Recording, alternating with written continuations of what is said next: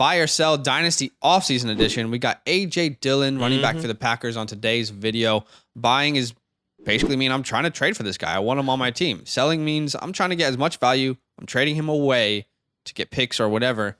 So we're going to tell you if we're buying or selling. In 2021, he rushed for 803 yards on 4.3 yards per carry, 5 tutties, 34 receptions, 313 yards through the air, and 2 touchdowns through the air. Used more in the air than I thought he would, personally. Yeah. Okay. Finished as a RB23, sharing that backfield with Aaron Jones. So Badake in Dynasty, are you buying or selling A.J. Dillon this offseason? Yeah, look, this one was difficult for me, but I think I'm going to be selling.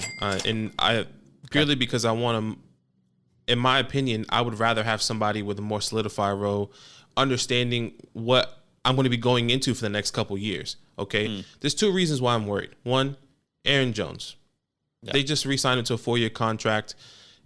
My thought process is they're not going to say, hey, let's give you some money and then let's give all the work to A.J. Dillon, or at least half the workload. Right. Or, maybe this year was an exception. They were trying to go to the Super Bowl. There was a lot of things happening. But I don't think they're going to be moving forward with A.J. Dillon as like the lead running back. Or at least it just looks super murky is what you're saying, I mean, granted, yes, the Packers do have an out with Aaron Jones, but I don't want to lean on that. No team's going to trade for that contract. Yeah, exactly. I don't want to bank on that. So they have to bite the salary cap. And reason number 2 is Aaron Rodgers in this offense. What is this offense going to look like? Is Aaron Rodgers going to come back? Because if he doesn't come back and it's Jordan Love, Jordan Love does have rushing opportunity. He can definitely take away from the backfield. Not saying that he's going to rush a lot. I'm just saying he can be taking some of those opportunities. And number 2, they lost Nathaniel Hackett, the guy that had the offensive coordinator for the Packers. What's this offense going to look like? Is this going to be a run-heavy offense? Is it going to be 50-50? Once again, so many question marks going into the season for next year that I would rather sell A.J. Dillon and try to get a good opportunity. Yeah, this was really hard because his current value, which is different websites are going to give you different values for him, made it really difficult because it's all based off value for me. Well, what could I get for him, or what could I buy him for? Absolutely. So after looking at that, his current value looks to be a mid-2022 first. I would be selling. So I am selling A.J. Dillon as well. We're on the same page. And really it came down to 3 things. 1, the unknowns. 2, the type of running back build he is. And 3, the price. So 1, you've pretty much nailed that on the head. The unknowns. Is Aaron Rodgers back? What will Jordan Love do for this offense? What will Aaron Jones' involvement be for the next 4 years? Everything. Packers are, by the way, $50 million over the cap right now. So not a good spot. There's just so many question marks at this point that it's really hard to know what his role will look like going forward. Number 2, the type of running back that he is, the talent, the size, the build. He's not an Austin Eckler. He's not an Alvin Kamara. He's a big, bulky running back. And these are guys who typically get beat up in the trenches. And I don't see him being able to extend his career into, let's say, a J.D. McKissick role or the Austin Eckler role down the road. I don't think he's going to have that ability to be that third down or that weapon for an offense. I very much think he's improved as a pass catcher, but I don't think that's going to be his go-to. I don't think that's going to allow him to extend his career, if you will. So I agree. I really see his career kind of, I guess, in Dynasty starting to take a halt around the age of 28, 29, around those ages. So I think his build or the type of running back he is might limit him long-term. And number 3 is a price. I was surprised to see how high his current value is considering the unknowns. And right now, according to Keep Trade Cut, which is a crowdsourced rankings and trade calculator. It's not perfect, but typically it gives reasonable values. And I just can't pay that price for the amount of unknowns that we've seen. So let's talk about it. We're both selling.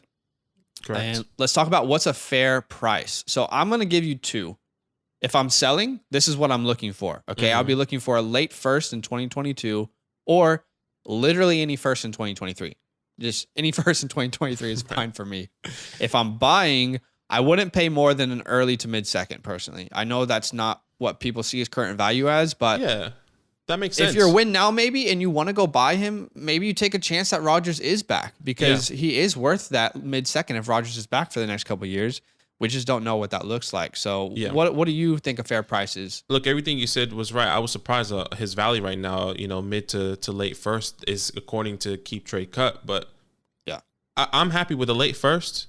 Maybe 1.12, 111, maybe 201, depending. Obviously, if I'm buying that, I'm happy with that price, in my personal opinion. You're saying that's what you would be okay to get in return? Yeah, I'm okay with that. Okay. I'll take the chance. I don't see his career or his opportunity really skyrocketing. Like, man, I lost out on an opportunity. So I'm happy with the 110, the 111, the 112, the 201, the 202, around there, And if you wanted to really throw in a piece, a guy that we're going to be talking about a little bit later is Hunter Renfrow. Maybe get Hunter Renfrow if you're a win now team. See what you can get, because that's his value right now. Hunter Renfrow. So trade AJ Dillon away for Hunter Renfrow and maybe something. Yeah, as well. Maybe a small piece of early third, maybe a late second, something along those lines. See what you can do if you're a win now team. I like it. And honestly, people might be.